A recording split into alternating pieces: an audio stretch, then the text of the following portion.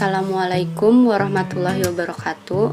Di sini saya perwakilan kelompok akan menjelaskan tentang ternak penggemukan sapi potong yang ada di Desa Datar, RT 4 RW 2, Kecamatan Sumbang, Kabupaten Banyumas, Jawa Tengah.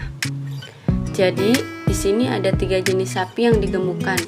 Yang ada di depan kita adalah sapi Bali. Sapi Bali hampir mirip dengan kerbau dari anatomi kepalanya. Langsung kita lihat ciri-ciri dari sapi Bali, termasuk ke dalam 9 jenis sapi potong terbaik. Dengan ciri-cirinya, yang pertama,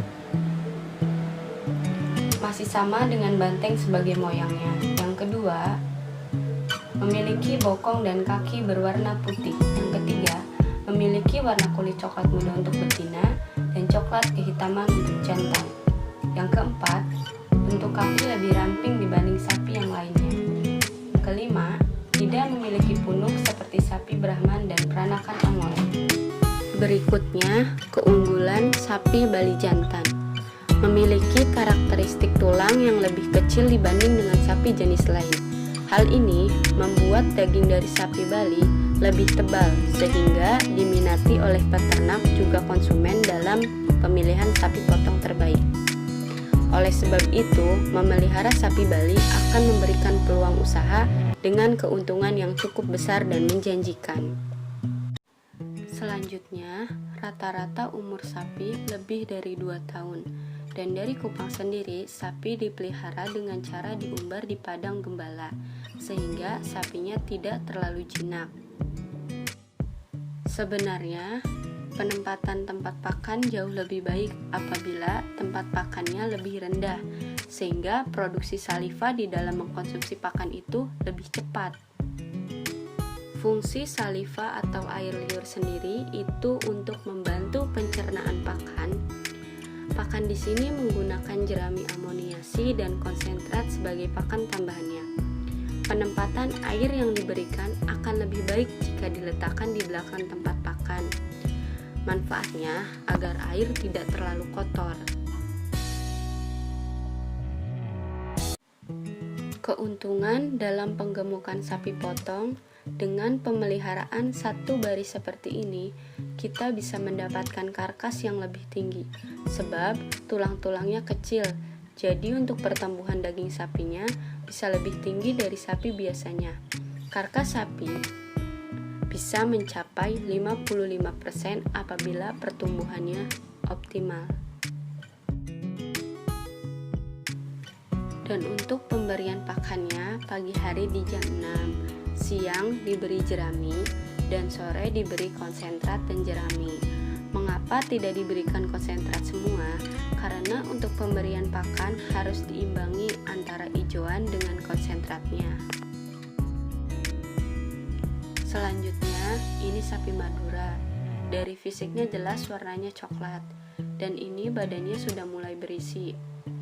Depan belum mulai isi, pembuluh mulai rata, bokong sudah berisi.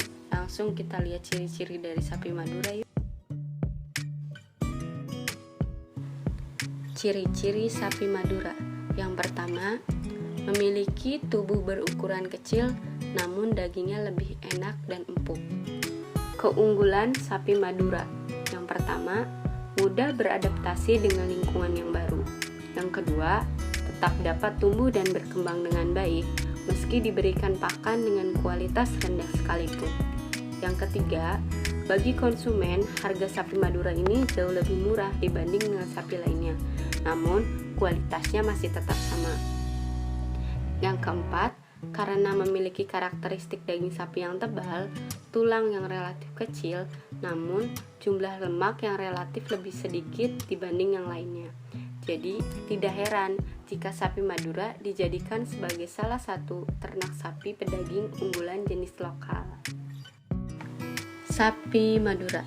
Sapi Madura juga termasuk ke dalam 9 jenis sapi potong terbaik. Sesuai dengan namanya, sapi ini berasal dari Madura, Indonesia. Sapi Madura juga hasil persilangan antara sapi Bali dengan sapi Zebu. Selain sebagai sapi potong, sapi Madura juga dimanfaatkan tenaganya untuk membantu petani dalam membajak sawah. Untuk pertumbuhan bobot badan harian sapi Bali dengan sapi Madura itu cukup baik.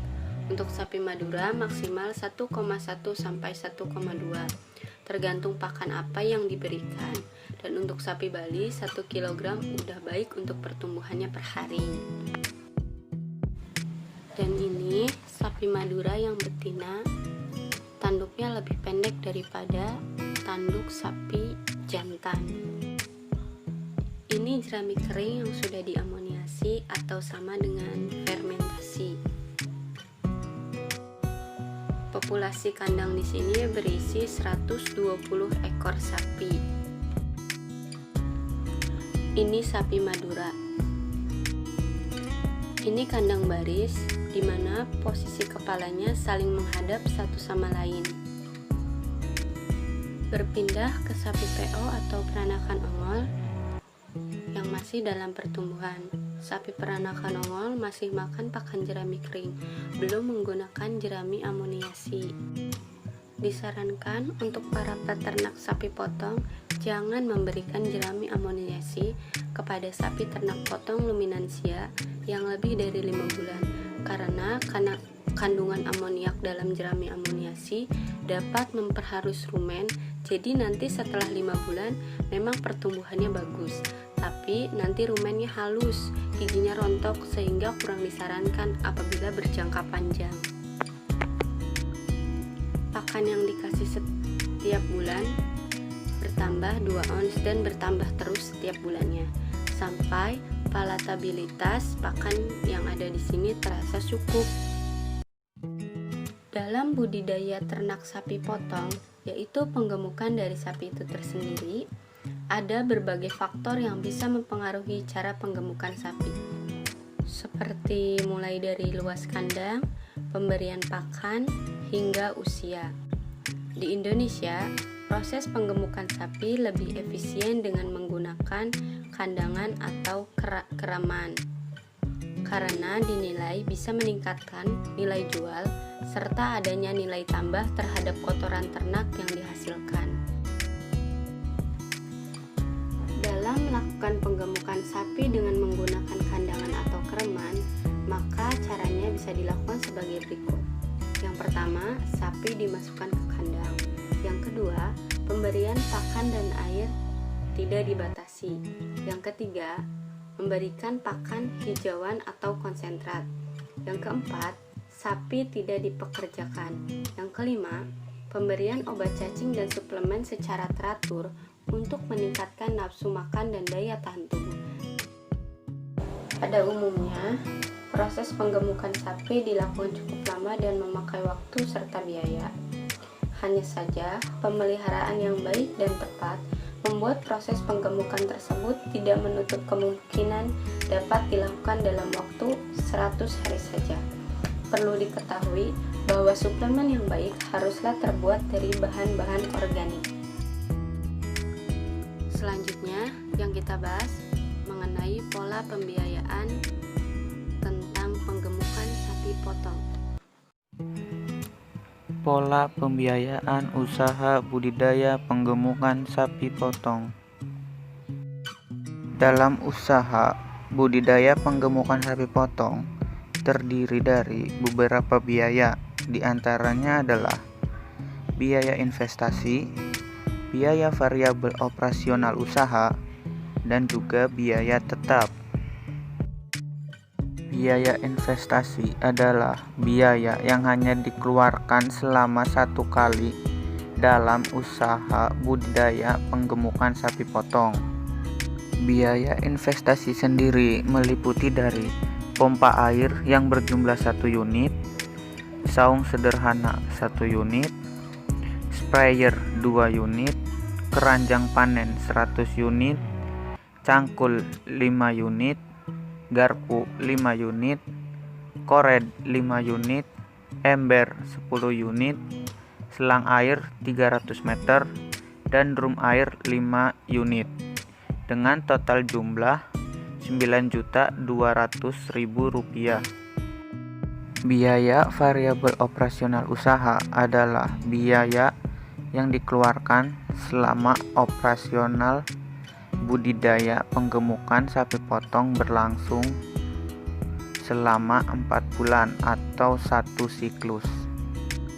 Biaya variabel operasional usaha terdiri dari bakalan 40 ekor, upah pekerja untuk 10 orang, pakan konsentrat sebanyak 28.800 kg, kesehatan untuk 40 ekor bakalan, dan jumlah totalnya adalah 500.027 dengan jumlah total Rp527.600.000. Biaya tetap adalah biaya yang dikeluarkan selama 1 bulan dalam usaha budidaya penggemukan sapi potong yang terdiri dari pengelola 1 orang, listrik 1 bulan, pemeliharaan kandang 1 bulan, dan biaya lainnya selama 1 bulan dengan total biaya mencapai Rp4.600.000.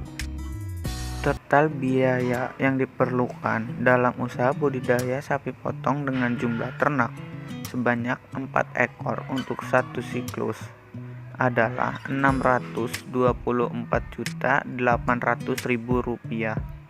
Untuk total pendapatan per siklusnya mencapai Rp648 juta. Jadi pendapatan bersihnya mencapai Rp23.200.000. Usaha budidaya penggemukan sapi potong ini juga memproduksi pupuk kandang sejumlah 35.000 kg per periode dengan harga Rp300 per kilogramnya, dengan penghasilan 10.500.000 dan biaya produksinya 4.500.000. Jadi pendapatan bersihnya mencapai Rp6 juta untuk produksi pupuk kandangnya sendiri. Jadi total pendapatan dari usaha budidaya penggemukan sapi potong mencapai Rp29.200.000 dengan keuntungan Rp7.300.000 per bulannya. Sekian video yang dapat kami sampaikan mengenai pola pembiayaan dan penggemukan sapi potong.